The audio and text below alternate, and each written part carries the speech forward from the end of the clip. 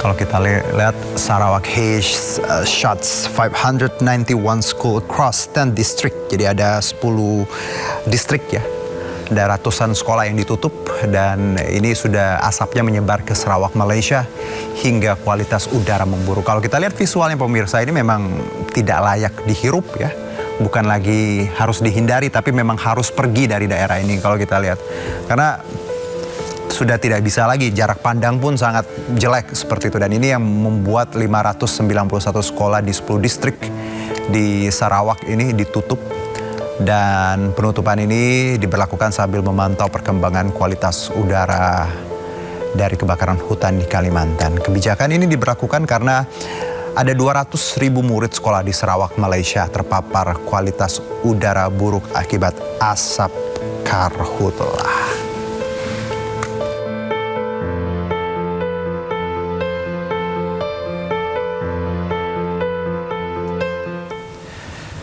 Sementara puluhan hektar lahan terbakar, Bupati Lamandau pantau langsung karhutlah di RT 9 Desa Kujan, Kalimantan Tengah.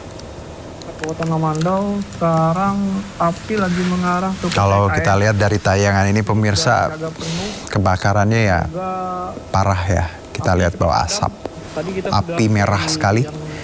Ini suasananya malam hari ya. Dan ini adalah Bupati Lamandau Rizky Aditya Putra yang memantau langsung api yang masih menyala di beberapa lahan di wilayah Desa Kujan.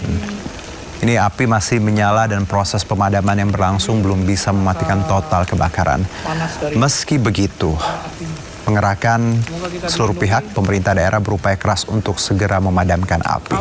Ke saya Bupati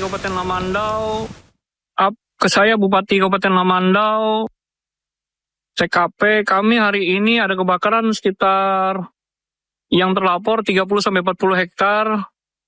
Tadi nyaris menyerang alat vital negara, yakni gardu induk di Kabupaten Lamandau dan 4 titik sutet. Nah, sekarang api lagi mengarah ke perusahaan PT KSO. Mohon doanya untuk masyarakat Kabupaten Lamandau. Sekarang api lagi mengarah ke PT KSO. Ini sudah siaga penuh. Semoga apinya cepat padam.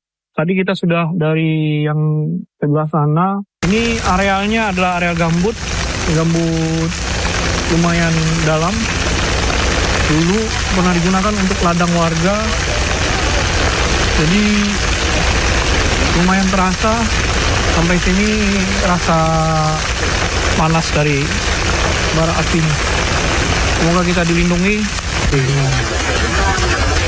Ya sedih ya pemirsa lihat hutan yang saya yakin habitat banyak sekali hewan-hewan ya, baik itu orang hutan ataupun hewan langka lainnya yang pasti jadi korban. Bukan karena memang ya tadi bencana alam, tapi juga pasti ada andil manusia dalam proses terjadinya kebakaran ini. Dan kabut asap akibat maraknya kebakaran hutan dan lahan masih menyelimuti kota Palangkaraya, Kalimantan Tengah. Kondisi tersebut berdampak terhadap aktivitas masyarakat.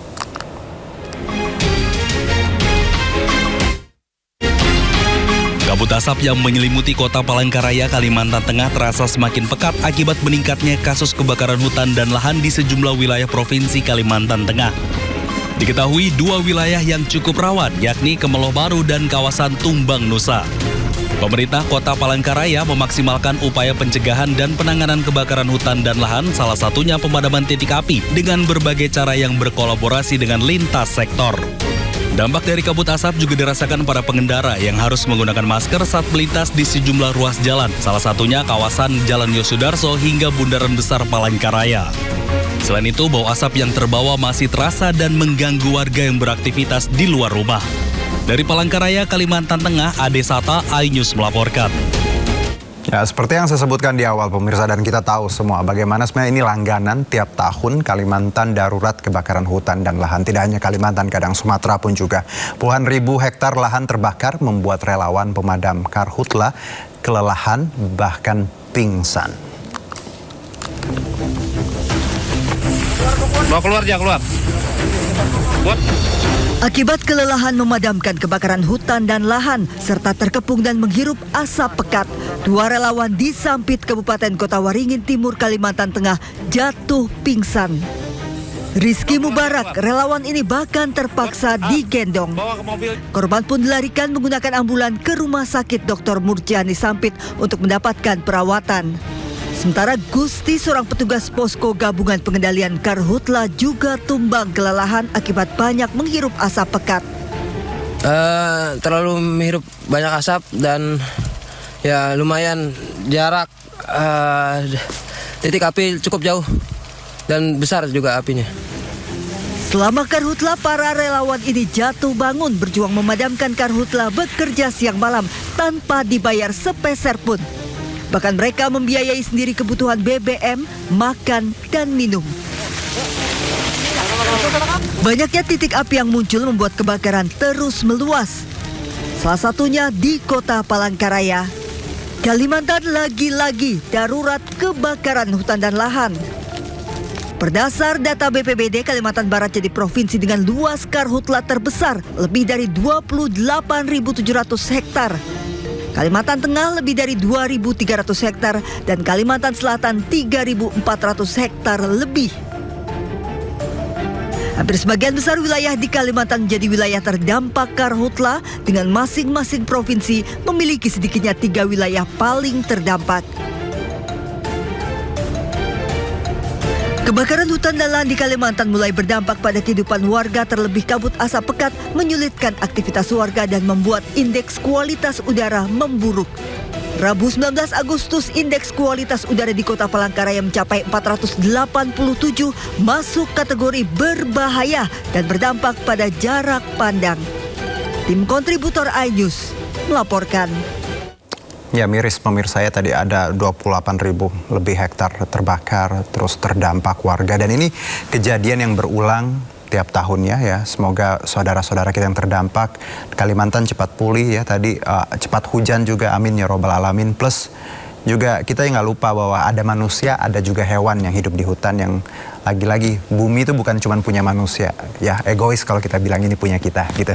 Nah, selanjutnya pemirsa, 10 hari sudah asap pekat masih membubung tinggi menyelimuti tempat pembuangan akhir Ciniru di Kuningan, Jawa Barat. Selain penambahan pasokan air, hasil pemetaan drone thermal menjadi acuan penanganan kebakaran.